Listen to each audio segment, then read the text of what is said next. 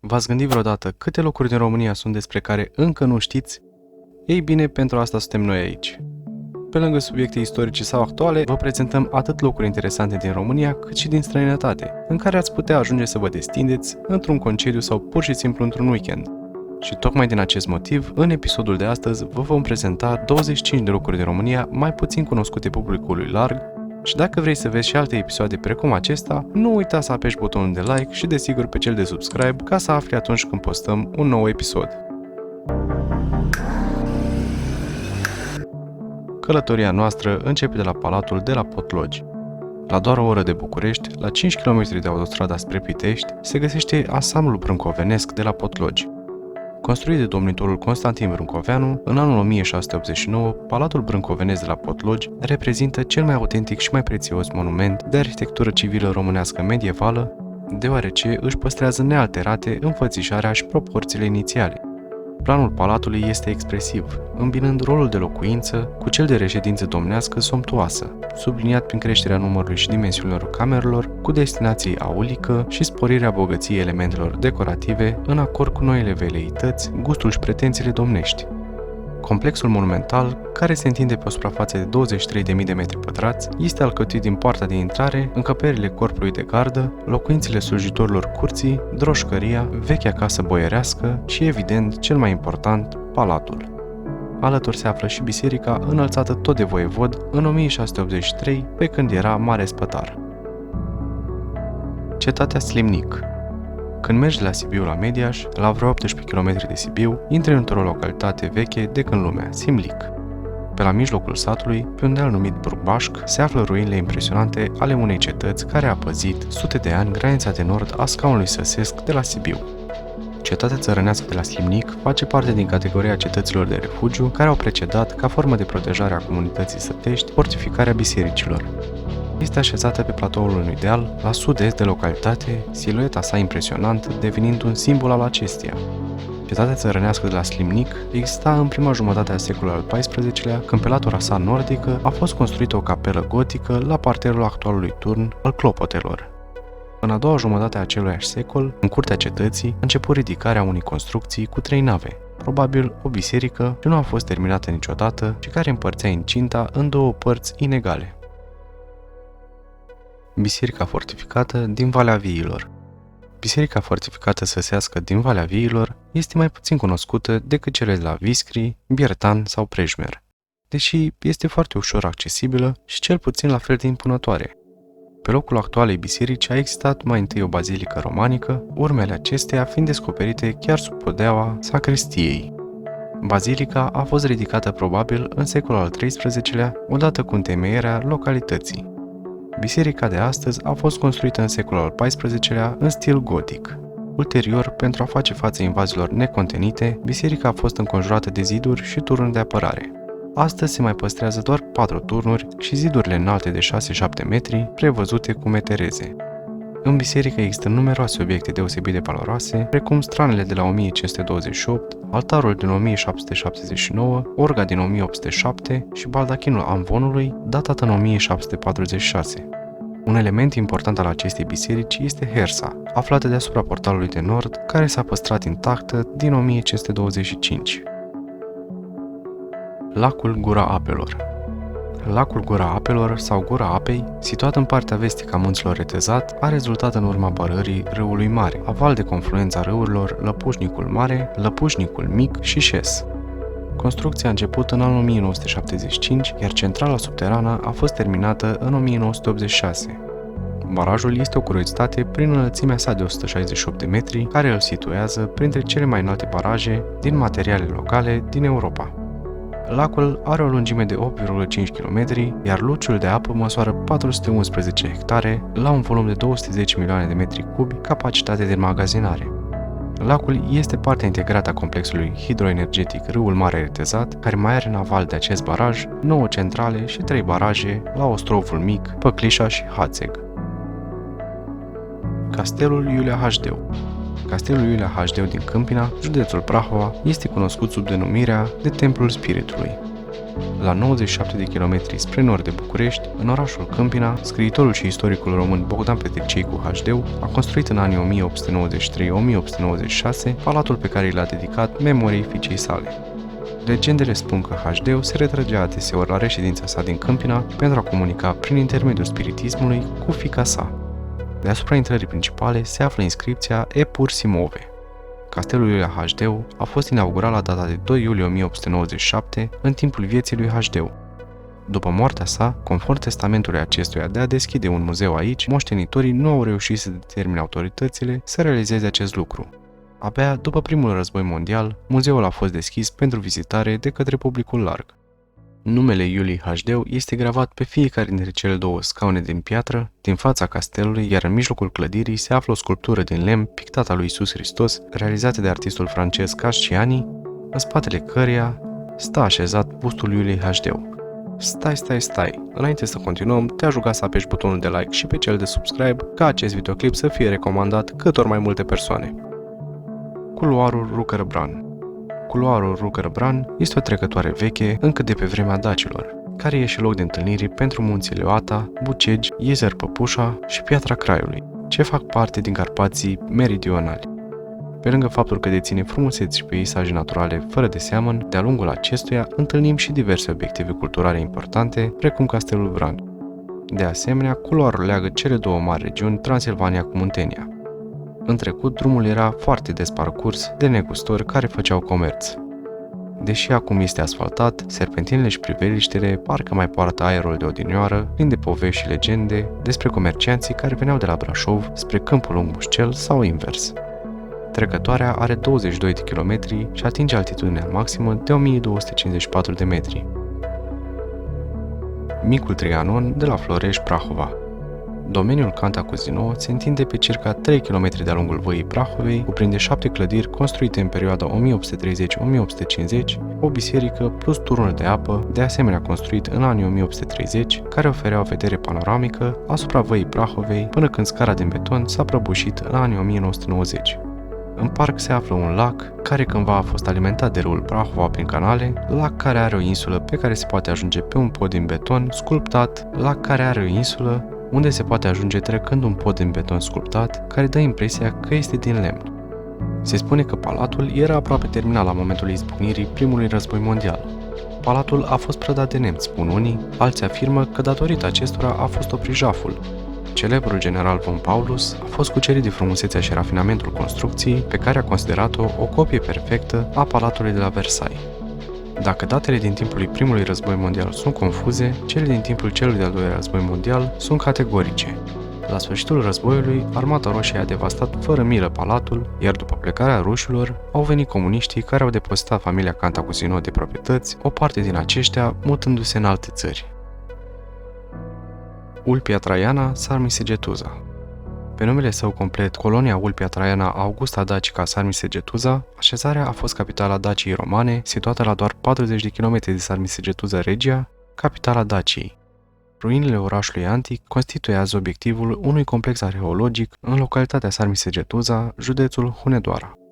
Orașul se află la aproximativ 8 km departare de trecătoarea care face legătura între Banat și Transilvania și care purta în antichitate numele de Tapaie, astăzi porțile de fier ale Transilvaniei. Alegerea amplasamentului pentru întemeierea orașului s-au făcut în baza avantajelor strategice și economice.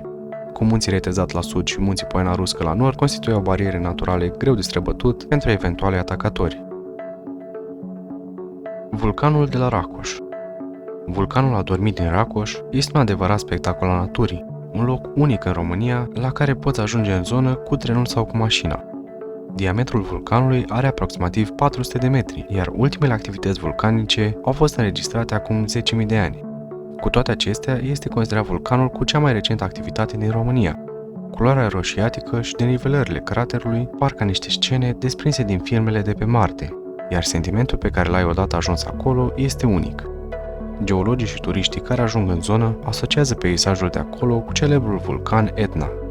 În plus, materialul vulcanic a fost utilizat pentru construirea unor clădiri importante din zonă, cum ar fi Cetatea Rupea, Castelul Racoș sau chiar și casele locuitorilor. și în timp ce te bucuri de zona superbă și de craterul vulcanului, fii pe fază, căci aici poți surprinde în fotografiile tale foarte mulți fluturi. Biserica fortificată Sfântul Mihail din Cisnădioara. Biserica este compusă din 3 nave și e înconjurată de un zid de incintă care se desfășoară de-a lungul platoului dealului Mihail. Ceea ce diferențiază biserica de altele de acest fel din Transilvania este faptul că nu a suferit multe modificări ulterioare. Aceasta a fost întărită cu 3 turnuri. Turnul de poartă în sud, un turn în fața portalului de vest și un turn la est, cu 5 metri în afara zidului de incintă. Înălțimea zidurilor era de 4-6 metri, particularitate fiind cele 8 deschideri în formă de ușă sub drumul de strajă. Acestea aveau uși de stejar și puteau fi blocate din interior. Aici erau aruncați bolovanii asupra celor care încercau să atace cetatea. O parte din acești bolovani se găsesc chiar și astăzi în interiorul cetății. Biserica adăpostește în interior pietrele funerare ale soldaților decedați în aceste zone în timpul Primului Război Mondial. Delta Neajlovului. La nici 40 de kilometri de centrul Bucureștiului se află unul dintre cele mai eco și frumoase locuri din jurul capitalei, care adună la un loc o deltă, un parc natural, un parc de aventuri, un drum extrem de pitoresc și bonus, o mănăstire. Toate acestea se află pe teritoriul comunii Comana, din județul Giurgiu. Delta Neajlovului sau Balta Comana face parte din Parcul Național Comana și este a doua ca biodiversitate după Delta Dunării. Astfel, pentru cei pasionați de păsări și natură, aici poți face plimbări cu barca și caiacul pe delta Neajlovului, sau pur și simplu poți pescui. Pentru cei care au o bicicletă în dotare, se pot bucura de traseele amenajate, iar dacă nu, poți închiria una de la intrarea în parc. Locul are și un teren de tenis pe care îl poți închiria pentru partide cu prietenii. Valea Cernei. Valea Cernei reprezintă un defileu lung de 40 de kilometri, pornind de sub retezatul mic Godeanu și mergând până la Dunăre. De jur împrejurul celor 40 de kilometri pe care Cerna îi străbate prin munți, oferind priveliști plăcute ochiului uman, se află Parcul Național Domogleg, Valea Cernei. Parc ce numără 700 de peșteri, circa 24 de avenuri și întinse suprafețe cu lapiezuri. Râul Cerna ia naștere prin unirea apelor din izvorul care iese de sub Ciuceava Chicerii, adică izbucul Cernei, cu apele părâului Cernișoara. Părâul Cernișoara izvorăște de la circa 10 km mai sus, de sub vârful Patina, de la altitudinea de 2070 de metri. Mai jos, izbucul Cernei, râului abia format, îi se adaugă 2 afluenți principali de partea dreaptă și alți afluenți secundari de partea stângă. La vărsare în Dunăre, Cerna formează un golf. Proveniența apelor din izbucul Cernei nu este cunoscută astăzi, însă aici se întâmplă un lucru rar. Temperatura apei este constantă la 8 grade, atât iarna cât și vara. Castelul Izvorul Ampoiului. Dacă ajungi vreodată în județul Alba ca turist, trebuie să ajungi să vezi castelul situat în localitatea Izvorul Ampoiului. Castelul a fost construit în stil neoromânesc între anii 1936-1939, din inițiativa lui Grigore Giurtu. Rolul castelului în epoca interbelică a fost acela de palat administrativ al minelor și uzinelor de mercur. După venirea la puterea regimului comunist și a naționalizării din anul 1948, castelul a fost folosit ca și tabără de vară pentru pionieri, apoi ca sediu de școală, iar la începutul anilor 1980 a fost dat în grija unei unități militare. Perimetrul pe care se întinde castelul de la izvorul Ampoiului este de 8800 de metri pătrați, construcția fiind compusă din 3 etaje, având în total 19 camere, alimentare proprie cu energie electrică și apă potabilă. Totodată un aspect interesant este acela că a fost folosit ca platou de filmare de către Sergiu Nicolaescu. Peștera Polovragi. Peștera Polovragi din județul Gorj se numără printre cele mai apreciate peșteri de la noi. Localitatea cu același nume este vizitată anual de foarte mulți turiști, în zona existând mai multe obiective turistice apreciate. Peștera Polovragi are o lungime de aproximativ 800 de metri și în jurul ei s-au format de-a lungul vremii mai multe povești și legende. Spre deosebire de alte peșteri, peștera Polovragi are o temperatură constantă de circa 8-9 grade, fiind astfel călduroasă și potrivită pentru vizitare în aproape orice perioadă anului. Zona este una cu multă încărcătură istorică, fapt dovedit de numeroase cercetări arheologice, aici descoperindu-se chiar și o așezare dacică datând din secolele II înainte de Hristos. Mănăstirea Cisterciană Cârța. La Mănăstirea Cârța se ajunge destul de ușor, fiind la aproximativ 60 de km distanță de Sibiu. Dacă ajungi la abația cisterciană Cârța, te va surprinde cu siguranță liniștea locului. iar o plimbare printre zidurile învăluite de mister și greutate, date de stilul gotic al mănăstirii, te va duce cu gândul la tot felul de povești și legende ale locului. Se spune că aici încă dăinuie sufletele călugurilor care mureau de tineri datorită condițiilor austere în care trăiau.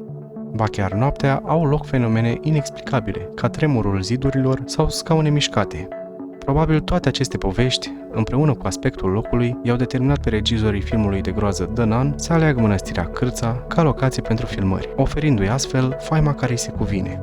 Înainte să continuăm, vreau să vă amintesc că am activat funcția de membri ai canalului și dacă cumva vreți să ne susțineți munca, vă recomand să luați cea mai mică opțiune din cele 3 disponibile.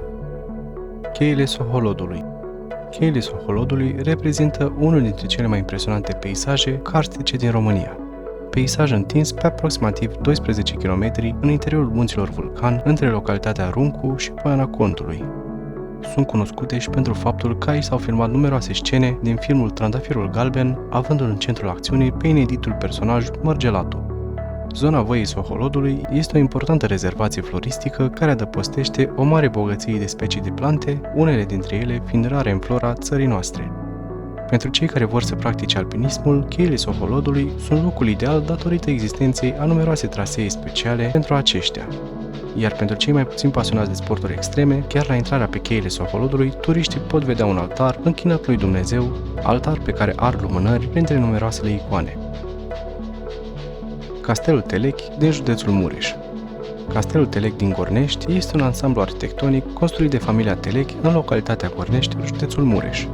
Numit cel mai frumos castel din Ardeal sau Comoara Mureșului, complexul se află la 17 km distanță de Târgu Mureș, pe partea stângă a râului Mureș. La sfârșitul celui de-al doilea război mondial, clădirea a fost jefuită și biblioteca distrusă. Numai o parte din cărți au putut fi salvate și păstrate în Biblioteca Telec Boliai din Târgu Mureș și la Muzeul Aradului. În 1949, ansamblul a fost naționalizat, iar în 1956, după o epidemie de tuberculoză, a fost transformat în preventoriu TBC pentru copii. Între 1961 și 1962, clădirea a fost renovată pentru a servi noi funcțiuni. Ansamblul a fost retrocedat în 2006 și a intrat efectiv în posesia urmașilor din familia Telechi în 2011. În prezent, aceștia doresc să-i redea farmecul de altă dată pentru a fi un punct mult mai de interes pentru toți oamenii care ar putea ajunge să îl viziteze. Peștera Meziad. Peștera Meziad este o peșteră mare, fiind una dintre primele peșteri amenajate și mult timp una dintre cele mai lungi peșteri din România, fiind situată în județul Bihor pe Valea Meziadului, în regiunea sud-estică a munților Pădurea Craiului și zona de vest a munților Apuseni. Declarată monument al naturii, o rezervație speologică, peștera a fost cercetată intens. În 1921 a fost vizitată de o echipă de geologi, având în frunte pe renumitul speolog român Emil Racoviță. Peștera Meziad a fost reamenajată în 1972 și deschisă turismului. Peștera se află la o altitudine de 297 de metri, iar gura de intrare a peșterii are o înălțime de 16 metri și o lățime de 10 metri. În peștere s-au găsit urme din paleolitic, neolitic, fiind o peșteră locuită de Homo sapiens și de animale ca Ursus pelaeus. Coloanele de bazalt de la Racoș. Coloanele de la Racoș sunt faimoase pentru frumusețea lor. Forma lor este hexagonală și pot fi asemuite, la fel ca cele din limpedea din Baia Mare, cu o orgă. Geologii afirmă că aceste formațiuni ar avea o vechime de undeva la 1,5 milion de ani. Un pământ tânăr al Carpaților, precum cel al deltei Dunării. Cum s-a format coloanele de la Racoș? Datorită răcirii lavei vulcanului din zonă, mama natură a avut grijă să cioplească, asemenea unui meșter, coloane înalte din basalt, cu înălțimi cuprinse între 10 și 15 metri. Întreaga zonă este de explorat. Solul roșiatic a permis și vegetației de aici să-și facă loc, chiar și câțiva brazi curajoși au crescut în pământul nisipos. Biserica rupestră Aluniș. Biserica rupestră Aluniș din județul Buzău, supranumită și Atosul României, are peste 700 de ani și este una dintre așezările mistice sculptate în piatră. Bisericile și așezările rupestre din Buzău sunt înconjurate de legende și mituri și au devenit faimoase pentru fanii paranormalului și ezoterismului. Complexul de peșteră Aluniș este format din biserică, 2 celule săpate în stâncă și alte 5 nedatate, una acoperită de stânci și alta pe deal pentru pază. Legenda spune că biserica rupestră Aluniș a fost săpată în stâncă de 2 ciobani, Vlad și Simion, care și-au ținut oile în aceste locuri. Se spune că unul dintre ciobani a auzit în timpul somnului o voce care îl îndemna să sape în stâncă, pentru că va găsi icoana Maicii Domnului. Unii cercetători locali susțin chiar că unele dintre aceste așezări rupestre au servit ca sanctuare dacice. Culelele de la Măldărești. La aproximativ 4 km de Horezu, în comuna Măldărești din județul Vâlcea, se află Culelele de la Măldărești, un complex muzeal unic în România, inclus în patrimoniul cultural național. Este unic pentru că doar aici s-au păstrat clădiri tipice arhitecturii civile din Oltenia, cu peste 3000 de obiecte etnografice de mare valoare, textile, port, lemn sau ceramică. Toate aceste obiecte au fost deținute în trecut de familia Duca. Culele sunt monumente arhitecturale românești cu specific de fortificații. Pentru cei care nu știu, termenul de culă provine din turcescul cule, care înseamnă turn. Odinioară, culele erau casele boierilor care refuzau să-și părăsească locuințele în timpul atacurilor turcilor. Culele au fost construite în secolele 18 și 19. Deși sunt foarte solide, totuși au o eleganță aparte. O culă tipică precum cea de la Măldărești are pereții groși, se înalță pe 2 niveluri și are un acoperiș ascuțit. În România, construcții precum aceasta sunt specifice doar zonelor Olteniei și Munteniei de Vest. Cheile Oltețului. De pe drumul forestier care pleacă de la mănăstirea Polovragi, trecând pe lângă peștera Polovragi, se poate vedea un firicel de apă care scoate zgomote puternice la baza unei crăpături între stânci. Oltețul este firul de apă care adună pâraiele reci ce se scurg de pe stânci, ajungând de la izvor până în localitatea Polovragi, un râu învolburat. De mii de ani, dintr-o epocă în alta, râul a săpat în stâncile calcaroase și a format cheile Oltețului, care despart masivul Parâng de munții Căpățânii. Cheile fac parte dintr-o rezervație naturală din județul Gorj și au de arătat peisaje extraordinare cu cascade, stânci golașe, caverne săpate în vârf de munte și poiene înconjurate de felurite soiuri de copaci, de la foioase până la conifere. Castelul Batlen din Racoș. Castelul de la Racoș se considera a fi o construcție realizată în perioada domniei principilor Batlen-Racozi, care, mulțumit aspectului său și în special a celor 4 turnuri circulare din colțuri, se enumeră printre primele castele cu turnuri circulare din Transilvania. Amplasat în centrul localității Racoș, castelul prezintă o planimetrie dreptunghiulară la colțuri cu turnuri circulare. Pe vremuri, curtea interioară era înconjurată de jur împrejur de aripile castelului. Dintre ansamblul de clădiri care se alipeau de zidurile de protecție, au mai rămas în picioare doar aripa vestică și o parte din cea sudică. Cu ocazia lucrărilor de restaurare din anul 1990, s-a renovat turnul de poartă și acoperișul acestuia. Aripii de sud și nord i s-a aplicat un nou acoperiș, acestea fiind parțial renovate și s-a început reconstrucția pridvorului, suspendat pe coloane dorice. Ansamblul, deși necesită lucrări de conservare și restaurare, atrage tot mai mulți vizitatori. Mausoleul de la Matiaș. Amplasat pe dealul Matiaș, în apropiere de comuna Valea Mare Prăvăț, la 11 km de Câmpul Lung Muscel spre Brașov, mausoleul a fost construit în memoria luptelor din octombrie-noiembrie 1916, când soldați români au opus o eroică rezistență, întârzind înaintarea armatei germane spre București. Mausoleul se compune din osoar, capelă și turn.